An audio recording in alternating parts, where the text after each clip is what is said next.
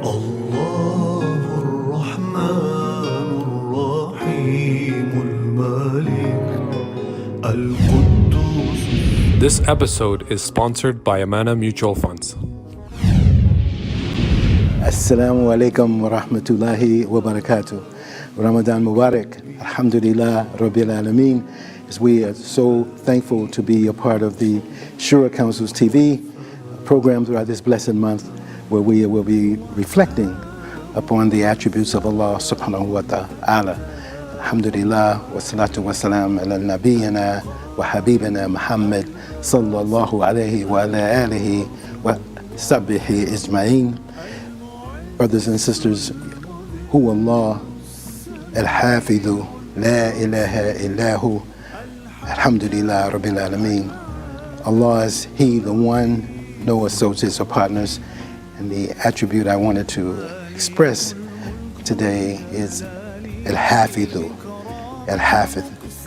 And this attribute is one in which 50 years ago, when I became Muslim and I was pursuing a name that would reflect my journey in Islam, it was al-Hafidh that I selected, the protector, the guardian, the self-preserving attribute of Allah subhanahu wa ta'ala, as I was focusing on what I wanted to represent, and that was to protect a people who had been so misdirected and so unguarded and so unprotected.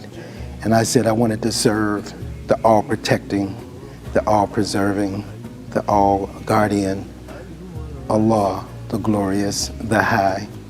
And it has been an inspiration as we reflect upon all of the ways in which Allah subhanahu wa ta'ala preserves and protects all of us and all of His creation, and how it is the preservation that Allah subhanahu wa ta'ala has promised that His book would have, with Him being its guardian and protector from the time that Rasulullah sallallahu alaihi wasallam received the revelations until the end of time.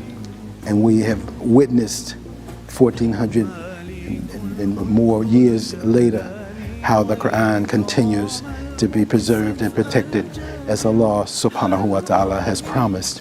And among the mechanisms that this is facilitated is when we see the Muslim people throughout the world memorizing Quran, taking the Quran to heart and living it, not just preserving it in its verbal sense, but living and preserving it through its actual ability to transform the human from that which is displeasing to that which is pleasing, to that which was not guided to that which is guided. And we're just so grateful to Allah subhanahu wa ta'ala for being able to call upon Him, as He says, "Udhkuruni udhkurukum." Remember me and I will remember you. And we remember Him through all of His different attributes and all of His different names in which we call upon Him. And when we are in circumstances and situations where we need Allah subhanahu wa ta'ala's immediate response, for He has said, for those who question and ask about Allah subhanahu wa ta'ala, that to let them know that He is near, He is close. So He's always accessible and there for us.